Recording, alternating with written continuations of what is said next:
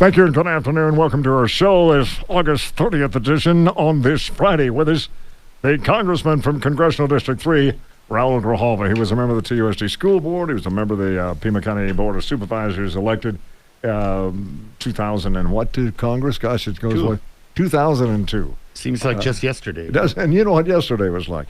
The question, of course, I want to ask you is how involved with you and what role did you play in the election of Regina Romero as she won the nomination for mayor out of the Democratic primary on Tuesday? What role did you play? Well, let's begin with the point that Regina is a dear friend. Her family, Ruben and her kids are dear friends, and that relationship has been going on since 25 years. And so, on that note, they're friends.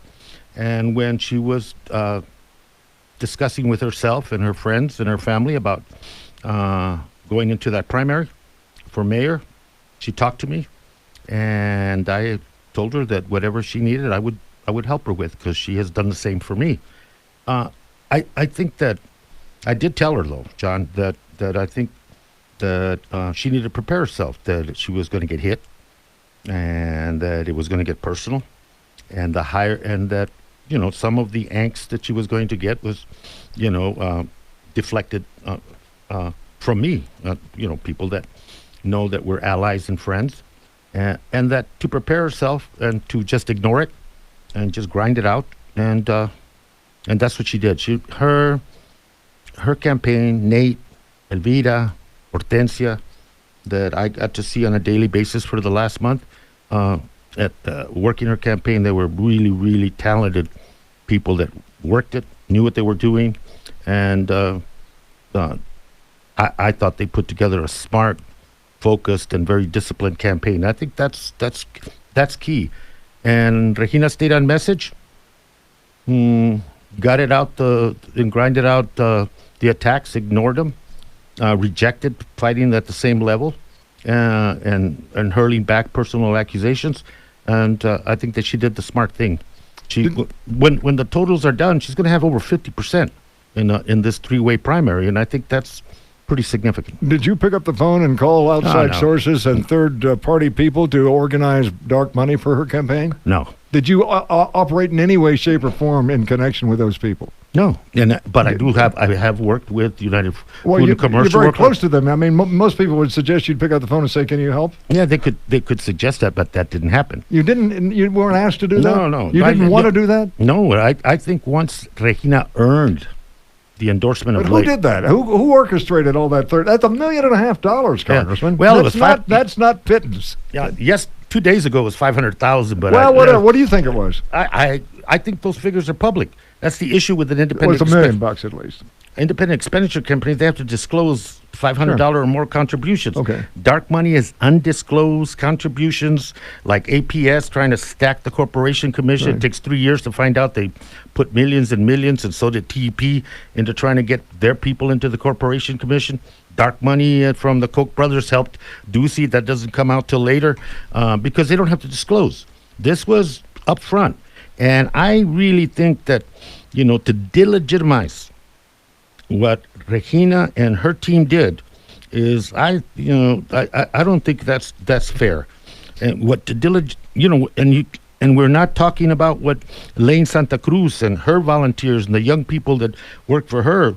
She's going to be at 44%. She's running against two individuals that have already run before and had that name ID, against an individual who had the kind of downtown leadership pedigree as well. And she won 44%, a significant victory in Ward 1. And I think people have to understand that is what is occurring. The turnout was the highest we've had in a primary in a long, long time in a city election. And what the groups that came in to help Regina, they could not coordinate. That's against the law.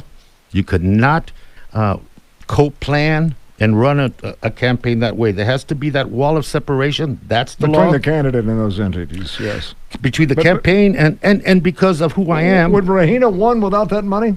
I think yes, she would have. But the point being that these groups and let's look at who the groups are before we label them as some sort of nefarious dark money group that's out manipulating and pulling strings.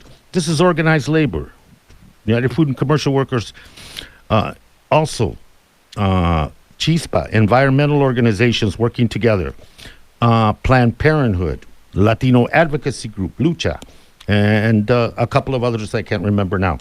The point being that these are all issue-based advocacy groups, and Regina earned the endorsement of those organizations. They then, wanting somebody to represent their interest at the highest position in the city, in city government, got behind her and did what they did to promote their candidate, because their candidate stood with them on the issues. Now, if some other candidate would have received those endorsements and received the kind of help that Regina received from these groups, in terms of trying to get her elected, we'd be having the same discussion about dark money. I doubt it. I really do. Because there's a lot of Chicken Little stuff going on now to try to make this election less significant than it is for both Regina and for Lane.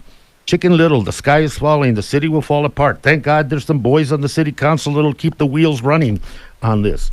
Where do you think that's coming from? Is that a business community thought? I think it's just people not understanding that this woman, Regina Romero, is smart, has the capacity, is eminently qualified for this position, and won an election in an overwhelming way, and over 50% in the primary. You can't just dismiss that as and try to delegitimize it because. Well, you can't ignore it either. I don't think you can say, "Look, we threw $1 million at this; it had no effect at all." Well, I don't think it's when the final figures come out, we'll deal with what that final figure is. But I did. Like I said, it's. I remember, John, 2002. 9-way primary. We're just talking about that when I won the primary for Congress and have had the privilege to represent that area and big parts of Tucson since then. I remember that leading up to that campaign, John, and that on your show, people would come on, dossier, Raul is doing this, he ruined the county, he's going to ruin the national government, on and on. We just kept grinding it out. And at the end of the day, the next day, out of some morbid curiosity that I had, John, I wanted to hear what people were going to say after we won. And the first thing I hear is that the reason Raul won is because he brought busloads of people from Mexico to come and vote.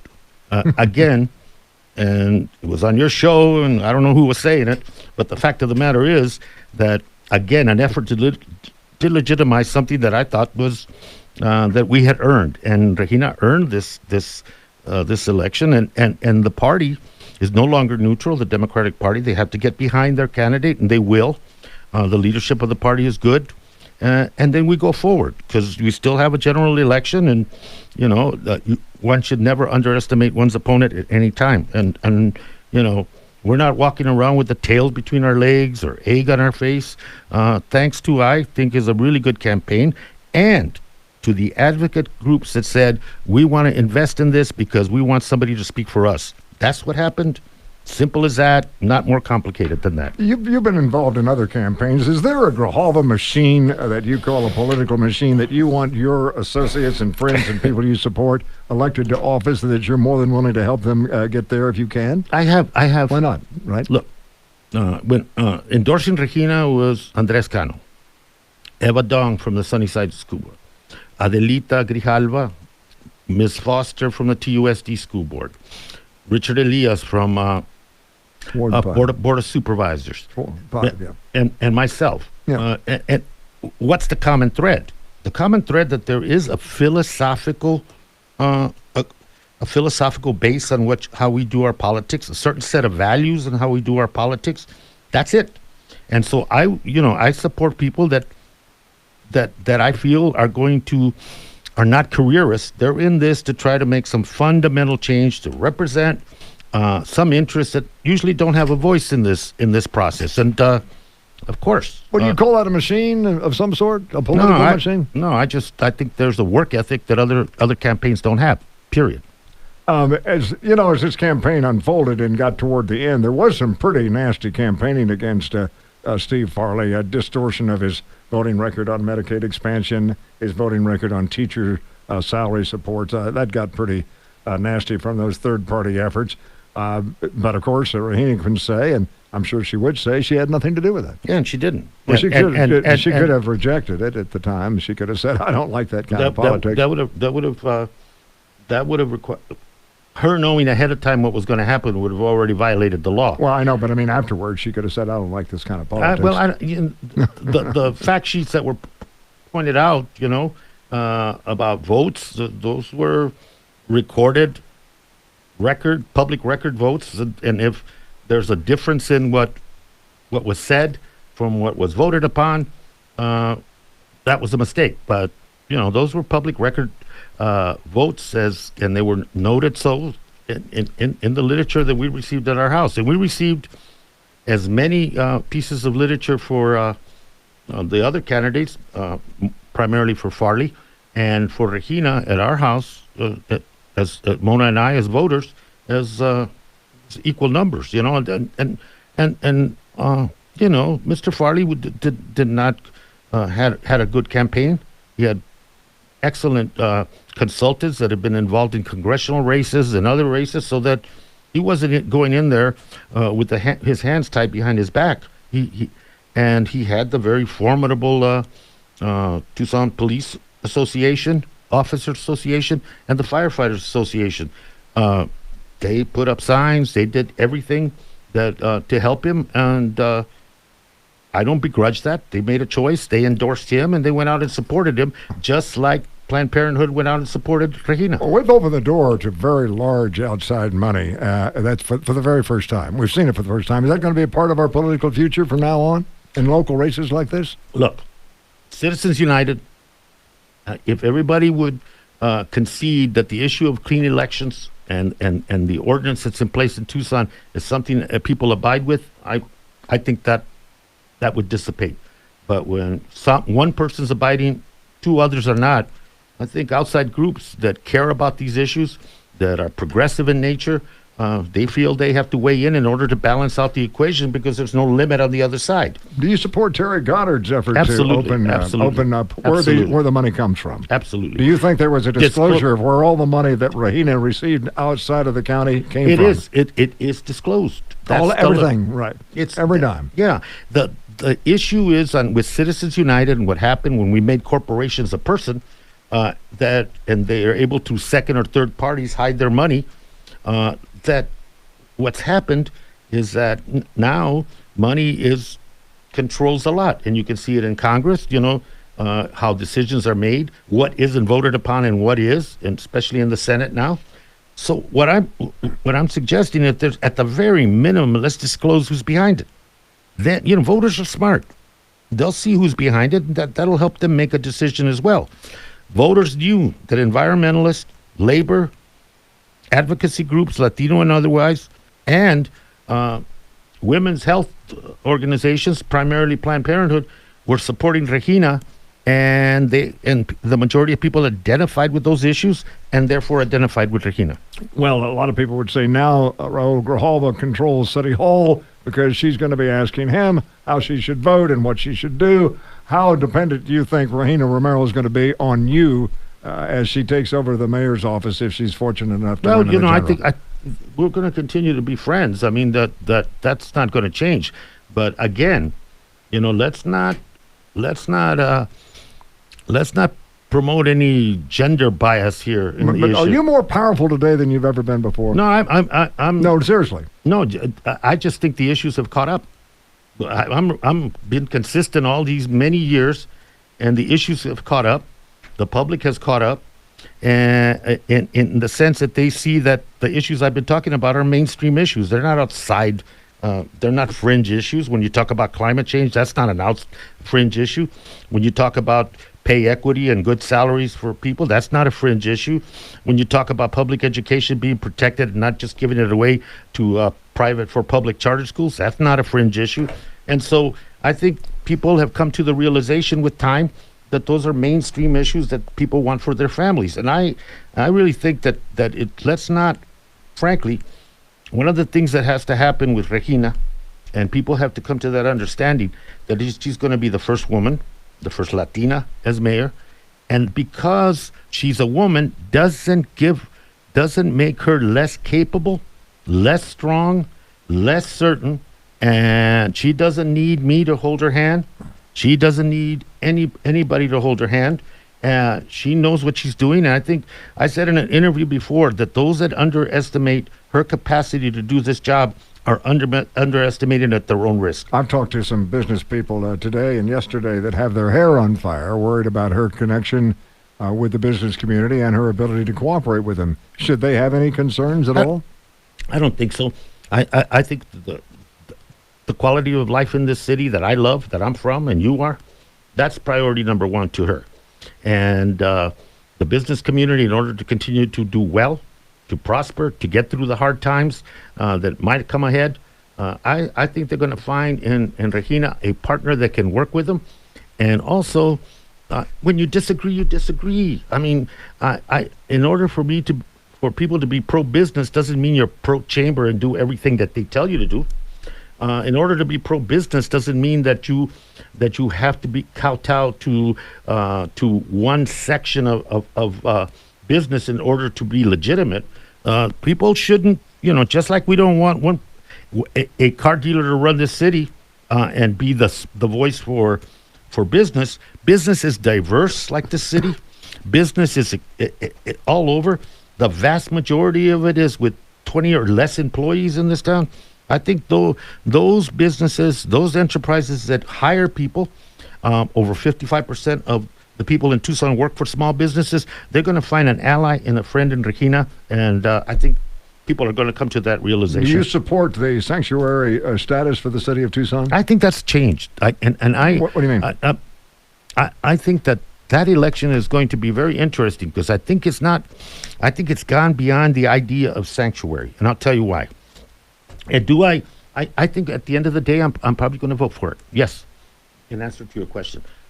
This is why I think it's expanded, and I've been talking to people about that. And I understand where Regina's coming from in terms of she's opposed to it. Yeah, the risk that it poses from the state, because, the state would take money away if you wanted to ban plastic bags. The state would take money away if you wanted to give, but the court has now ruled differently, if you wanted to pay your employees above a certain level. Or require a certain minimum wage. But the point I'm trying to make with that is that it's expanded. Look at the indignities that have happened around the issue of immigration, primarily propelled by Trump, and the hatefulness, the outright racism on this issue. I think for a lot of people in Tucson, it's not just a vote about sanctuary anymore.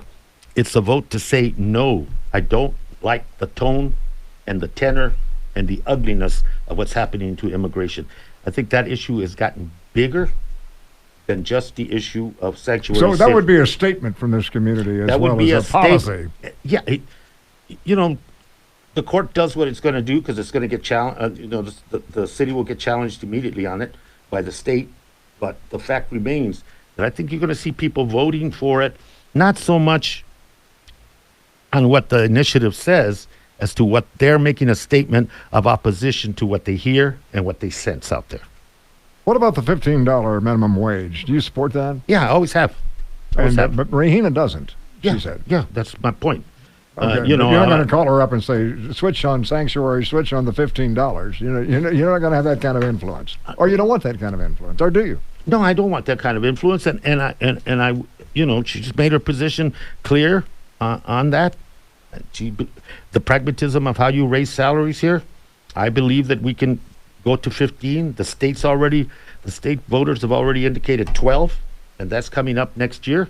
And so, the fact remains that, if that's a difference of opinion, that's the reality of, I hope will be the new mayor, and I'm certain will be the new mayor, Regina Romero, that she's an independent voice, and people are going to find that out, and I'm glad they will, because there's a lot to be proud of the statement that Tucson made in that primary. It's not just historic, But the significance too, and before people light their hair on fire, there is a fundamental, from the electric, a change going on in the way people perceive their leaderships and what they want from them.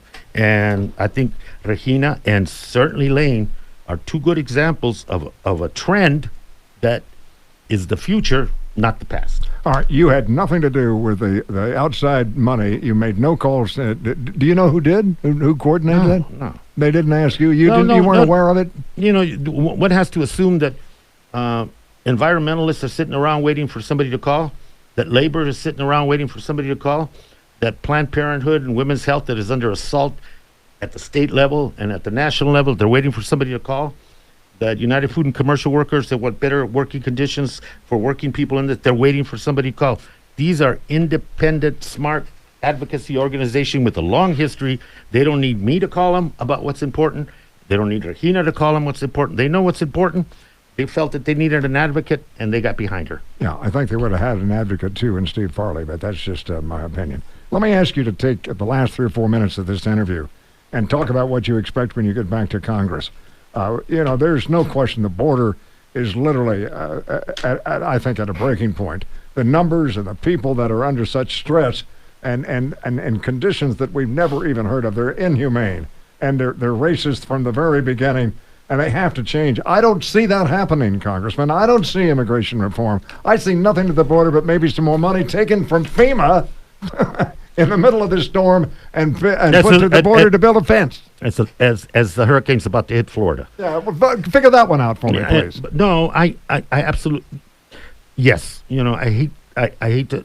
I'm not a pessimist about it. I think the House of Representatives has to be a rational voice to continue. You know, we passed DACA. Right. We passed funding to increase the personnel that's necessary to deal with the asylum and refugee seekers.